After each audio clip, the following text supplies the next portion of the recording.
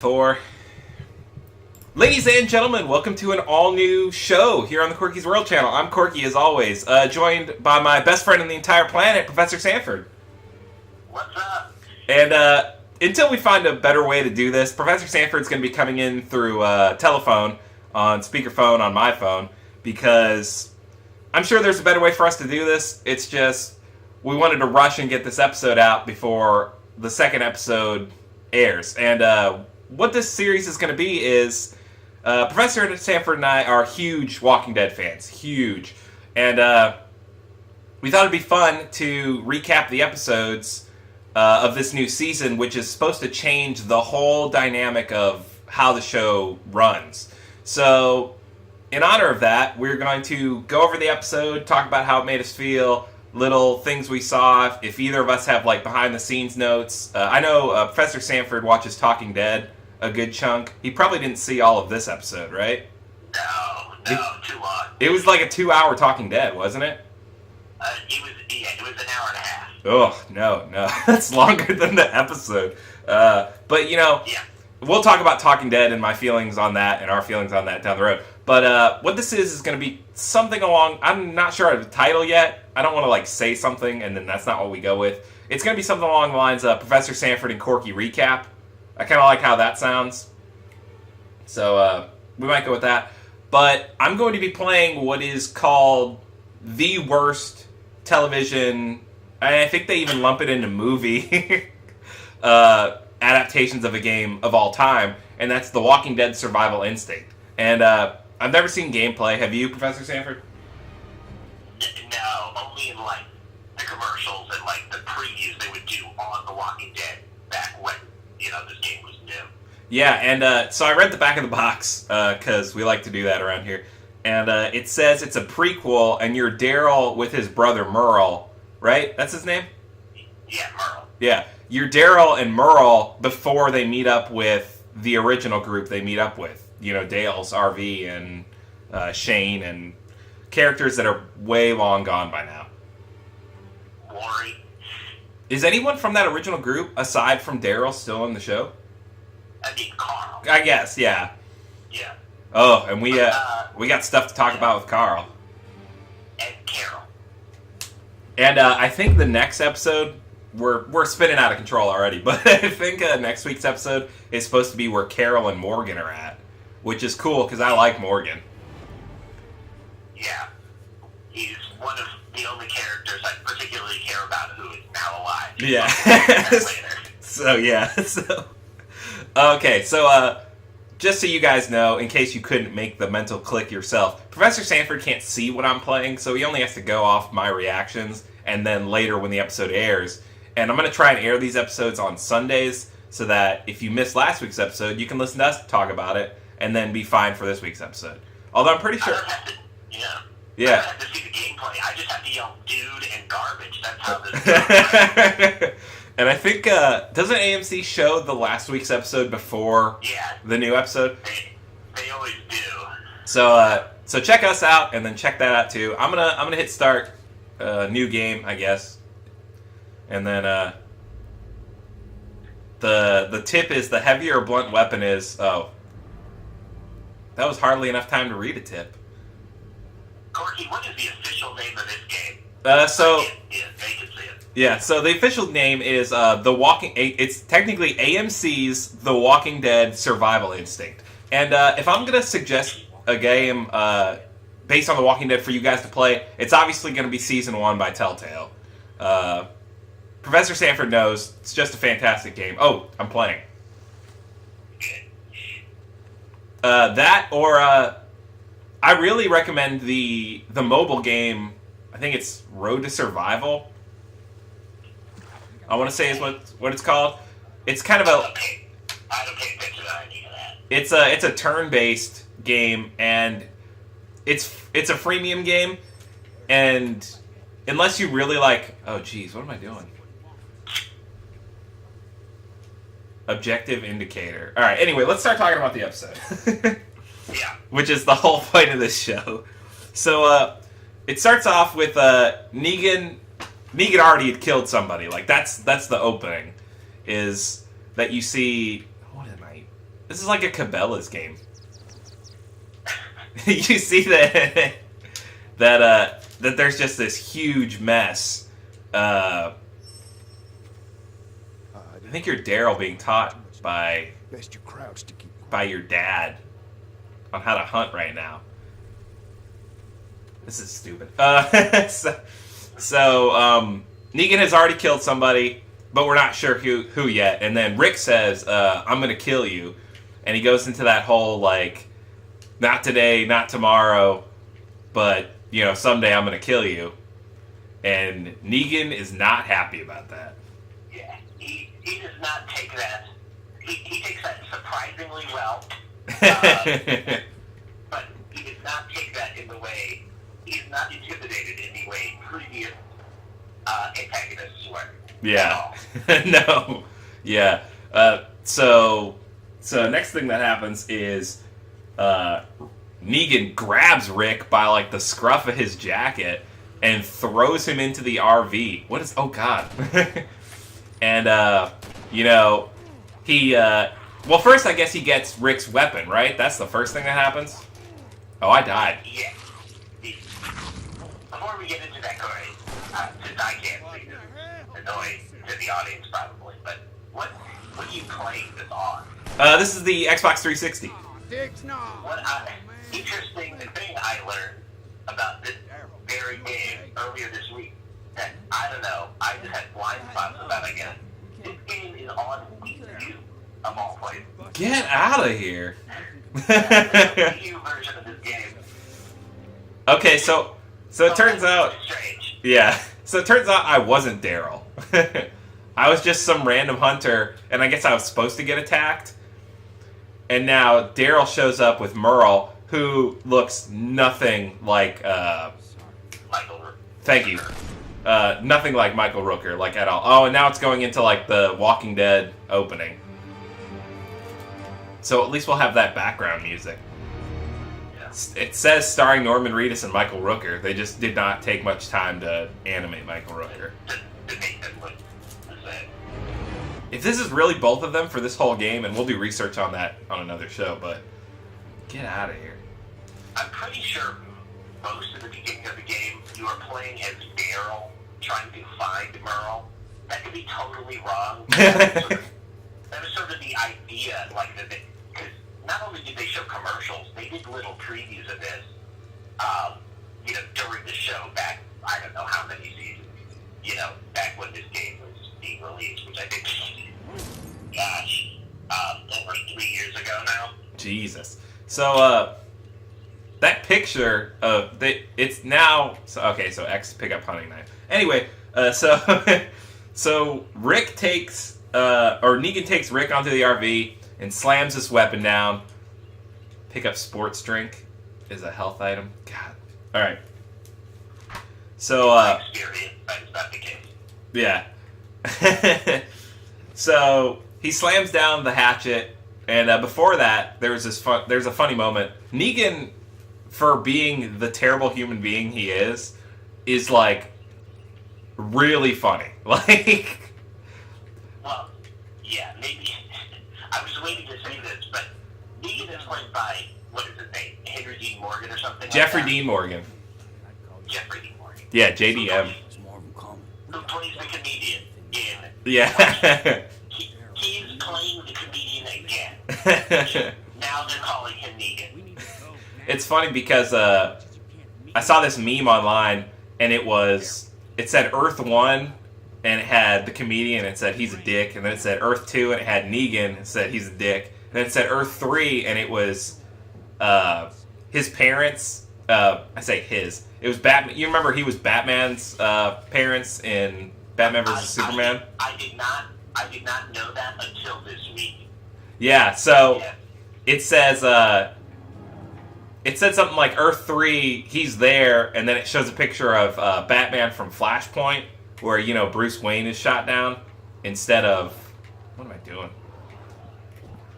Instead of his parents. And then Thomas Wayne becomes the dark Batman who, like, shoots people and is all crazy. So I'm just picking up items. I'm in a cabin with Jess. I don't have sound on, so I don't know what I'm supposed to be doing. Anyway, he takes the hatchet. Since we're like 10 minutes into the episode. Right. He takes the hatchet and slams it down and gets in the driver's seat, and he's like, let's go for a ride. And he tries to turn it on and hold to sneak up and execute a walker. Would you prefer me to do the recap? You're trudging through this just pile of, Yeah, that'd be cool. All right, everybody, I'm in control now. My recap is not going to be as detailed as that. Corky watched the episode a second time right before this. I didn't have the opportunity to. But here's the main highlights. Negan, after Rick, he's like, oh, really? He doesn't sound like that at all. But Negan takes Rick in the RV. He's like, let's go for a ride. And he takes Rick out to down to the road where there's a ton of walkers. And he basically says, Rick, you think I'm the bad guy. Think about what could have just happened. People die. Think about what could have happened and what I can still do to you. So, and then he's like, this axe that you have, that's mine now. You work for me. He throws the axe out into the walkers, and much of the episode is Rick. He throws Rick out into the walkers and tells him to get his axe back. He's in charge now. Much of the episode is Rick just in a daze, not knowing what to do, having just experienced something that, Rick's experienced before, but not in the way that he feels just so powerless against a human opponent as opposed to the walkers. And Rick is imagining things. It flashes back and we see who actually died at first. Yeah. The spoiler here is it's Abraham. Which was just so upsetting. AMC was like really, really into watching Eeny, Meeny, Miny, Moe, so they had to show us like 8 times. It was all over the promos. That's how last season ended. And he ends up on Abraham. And so, of course, Abraham seems to be at peace. Everyone else is losing their minds. Is losing their minds. Abraham is like, they're still on their knees because they're not literally at gunpoint, but they're basically at gunpoint. Everyone has guns there. Yeah. He's standing up, proud, flashes a peace sign to Sasha. Yeah. Brain. Yeah, just gets completely wrecked. And he stands back up, and he tells Negan to suck his nuts. Negan seems to enjoy that. Yeah, Negan was like, all right. I have a theory as to why later. Continues killing Abraham. I made fun of how long Corey's synopsis was, and mine's going super long. Anyway, the only thing I want to add to yours, though, is that, the whole time Rick is out there, because this flashback is happening while Rick is laying on top of the van. He's laying on top of the RV. He grabs the axe, gets on top of the RV. He doesn't know what to do. And so he starts flashing about everyone before, because I think it cuts to commercial and then it comes back and it's Abraham getting just wrecked. Right. And Negan has asked Rick, imagine what could have happened. So he starts thinking about everybody. Right. Even before it actually shows who died, Rick had thought of literally Negan just executing everyone there.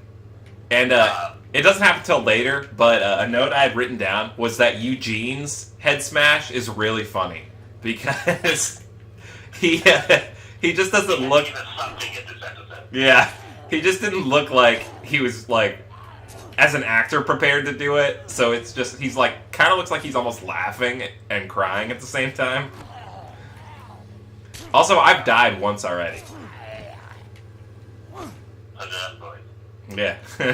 So, all right. So Abraham gets racked, and then we cut back to Rick, and oh no! So the next thing that happens is Negan is walking around, like showing everybody Lucille, which is the name of the bat, in case you didn't know. But he's showing everybody Lucille, and he's like, "Man, this thing is just a wreck, and look how red it is." And he calls. He has that good line that I really like, where it's like he calls Abraham Red, and I think it's just mostly because he didn't know his name. But then he's like, and don't get me wrong, he is, was, and forever now will be red. And I was like, man, brutal. Yeah, and then he's basically just gloating over them, taunting them, showing them they're powerless. He has all the power here. Do as I say. Yeah. And that is when things go off the rails a little bit.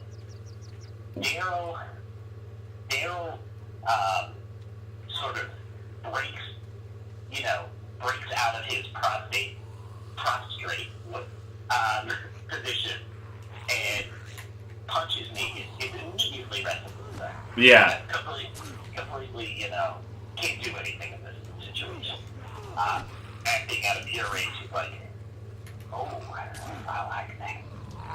Negan seems to just like everything that they do. Yeah. Really, he's just, he's enjoying this. And my theory on that is that Negan is just so excited by the fact that these people actually fought back instead of everyone else that he's come across, which seems to just buckle. Well, this is maybe my projecting, but maybe because we're getting into sort of the theory side, yeah. But Negan seems to hate most of the people who work for him. And these guys killed so many of his men at the end of towards the last few episodes of last season. He's happy because he clearly thinks in this moment that he's won. He knows it. And he's like, these people work for me now. And he doesn't hate them that much. He thinks they're going to be useful. He's probably really happy that this is one of the best groups that he's taken into the fold, and he beat them effortlessly. Yeah. But there's so much, but they're not. They're showing a lot more backbone and a lot more resourceful than most of the people that he ends up having to work with. Yeah. But of course, the big thing. Yeah. Negan says, I said you guys get one outburst. Yeah, he said, took that, everybody gets one. Yeah. Or no, first one's free. Yeah. Which, of course, for them, he said that 10 minutes ago. For the audience, he said that 6 months ago. Yeah. So he's like, everyone gets one. So, but you already used your one. I'm a man of my word. He doesn't do eeny, meeny, miny, moe again. That's out the window. That's out the window. He turns and does a 180 and just immediately just bashes Glenn in that. Yeah, just destroys Glenn's face. He's not facing Glenn at all. I think that was it was interesting.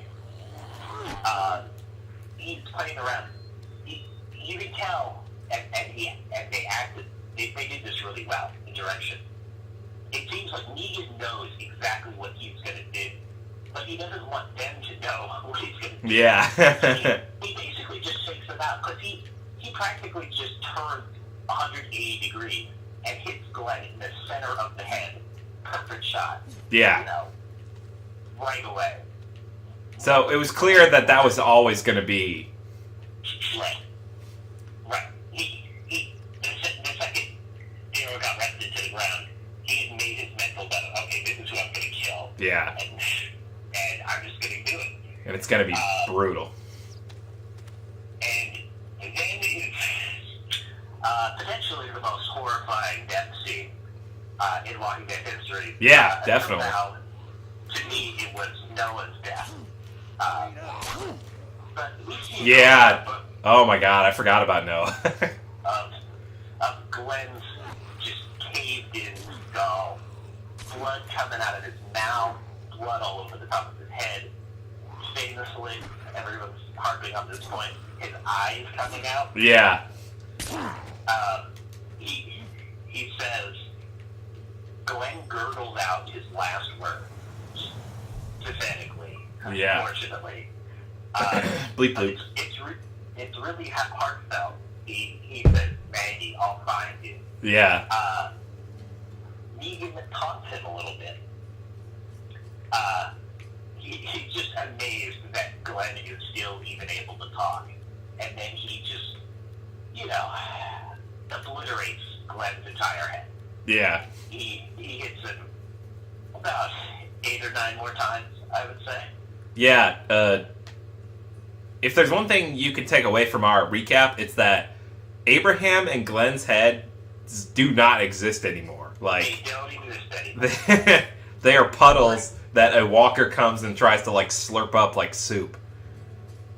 We're giving these moments, like, so much time, and we're practically talking about them for longer than they take place.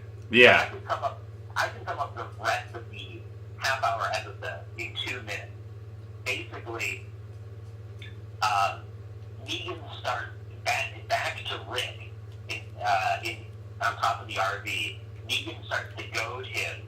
He starts shooting an assault rifle up into the roof, and Rick has to decide what to do. Not a damn thing. They do one of these things that I don't even really like, where they make like a creative, Walker scenario that they just do it for like the people who are like really into special effects. Oh, when he jumps off the RV onto the hanging walker.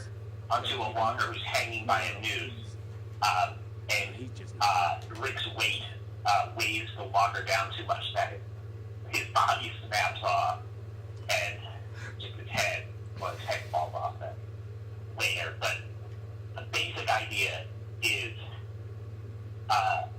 Rick is there with the walkers. Negan kills some of the walkers. Rick decides to go back in the RV, and you don't know this yet, but Rick is pretty broken. Yeah. Negan drives Rick back in the RV, but he's still not satisfied. Through that. He tells Rick that he still has that defiant look that he doesn't like. So he takes Carl up, and he takes Carl's arm. He marks it. Oh, yeah. And he says, all right, let's chop off this kid's hand. And Yeah. Rick's like, you don't have to do this. And Negan's like, I'm not going to do this. Yeah. You're going to do this. He said, me? I'm not doing shit. And another thing I wanted to add is, I feel like there were so many times where F-bombs could have been dropped in this episode that if we were that far ahead in society, that Jeffrey Dean Morgan would have been, like, cussing all over the place. Am I wrong in thinking that? No, but I mean, that's the credit to it. He didn't need to drop any F-bombs, but it's still like, you almost just add it in with your head. Yeah. Yeah. Like, get my fucking axe. Like I kept hearing it and it wasn't being said. Right. But Rick doesn't know what to do. He starts bawling, Yeah, like snot's coming down his nose. It's a bad scene. We haven't. I have to go back and watch it. I think this is Rick's.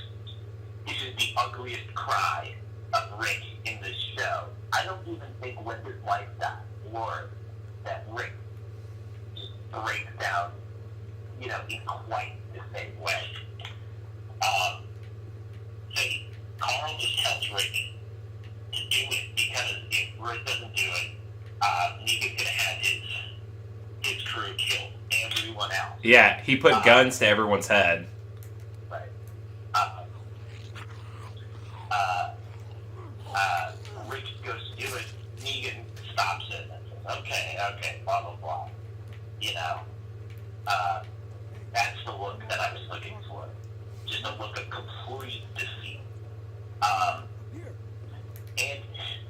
I mean, there's more details to it, but Negan and his crew basically like, okay, let's get out of here. They take Daryl as a hostage and basically tell them, you do anything to mess with us, we'll send Daryl back to you piece by piece. You work for us now. We'll be there soon to collect my stuff. Yeah. And then the crew is just sort of left there to deal with what has happened. Yeah, the huge amount of devastation that's just been swept over them. Right. I mean, I think the character's specific reactions that have left to the analysis of this. But basically what they do, Maggie freaks out, and she tells everyone to leave. And they're like, Maggie, we need you to get to the hilltop so the baby doesn't die. And she's like, you all need to go. But they're like, no, Glenn is our family too. We gotta take care of their bodies. So they part off Abraham and Glenn's bodies. And that's more or less the episode. Yeah. Like the last thing you see in the episode is a walker comes up, like I said, to drink the blood of Abraham and... just the bloody spot on the ground where Abraham and Glenn's head used to be. Yeah, and then like the last thing you see is like Rick kind of just trying to hold it together. Yeah. And that's that whole episode, like, and it was insane. Like, and you could, we could probably talk for the entire length of a Walking Dead episode about the stuff that happened and what we think it means. And, like Sanford said, that Talking Dead afterwards was an hour and a half. Yeah, longer than the episode. They had so many people on there. The funny thing about it was they had so many guests. Most of the cast was there. Obviously, Steve Ewan and Michael, I forget his last name, who played Abraham, were there. Robert Kirkman was there, creator of Walking Dead. Yeah. Scott Gimple, head writer. Well, no, I don't know. He's somebody big. He's either like the showrunner, not the showrunner now, but he might be one of the producers. He's one of, I think he's maybe head writer or something. He's on the show. But the first guest that they had to have was Nicole Brown. Because it's become like a Talking Dead trope. Whenever something really terrible happens, they have to have Yvette Nicole Brown, who, if people don't know who she is, she plays like Shirley on Community and everything. She has no relation to The Walking Dead, other than the fact that she shows up on Talking Dead quite often. The episode was so devastating. She's become sort of the unlicensed therapist of the Talking Dead. Yeah. So before all of these important people come up, Chris Hardwick has Yvette Nicole Brown come up with some guy who won a contest. Yeah, like the Walking Dead super fan or something. Yeah, and Yvette Nicole Brown, has to sort of basically just be like emotional support for everyone there. Yeah, because it was a crazy episode. Yeah. This game is odd. It's not like the worst thing I've ever played, but I've played some pretty bad stuff. I might keep this going like as a series on its own, and then I'll just play it as background noise when we do these recaps. Which this will be airing on Sunday, so don't forget to tune in to Walking Dead at 8, 9 Central, I think, right? You did that backwards. No. It's 9 Eastern, 8 Central. Do they do that in Oklahoma? I think so, actually, because I think it confuses people when numbers that are bigger are in front of numbers that are smaller. If people don't know, Corey and I do not live in the same state anymore. Which is why we were doing this via Phonecast. Yeah, but we live in the same time zone. But where I live, it's always, like, if they're giving 2 times, they always give you Eastern time and then Central time, which is the time zone we live in. So, for me, it's always catch The Walking Dead, 9 Eastern, 8 Central. But, I mean, it would make sense in a place closer to the edge, the other edge, Central time, if they do Central first, and then maybe Mountain or Pacific land. Regardless, make sure you guys watch it tonight. This first episode was probably clunkier than either of us would have liked it to been. But just like this show, just like every show and series on my channel, you know, it's going to be a work in progress. I'm going to watch this, probably. I'm sure Professor Sanford will watch it just to make notes on how we can do it better. Yeah. Or worse. This episode ran long, but just like The Talking Dead, It's pretty blind. yeah, just like The Talking Dead though, it ran long because so much stuff happened. We wanted to get you guys all the information. We aren't sponsored, but if we were, I imagine it would be by Slim Jim. So snap into a Slim Jim. The title of the episode, which we just didn't choose to mention at all, was "The Day Will Come When You Won't Be," and I could have mentioned that at the beginning of the episode because I had made a specific note to, but I was playing this weird game. Like I said, I might keep playing this on the channel just to flesh it out some more because I guess I was expecting a lot worse than it is. And Professor Sanford will probably watch this and probably be like, "Oh, it's not terrible, but it's definitely not a good game." So It's probably terrible. yeah. So that wraps up the first Professor Sanford and Corky recap. Let us know in the comments down below what you thought. Feel free to like, comment, and subscribe if you did. If you didn't, we're going to try and make it better next time.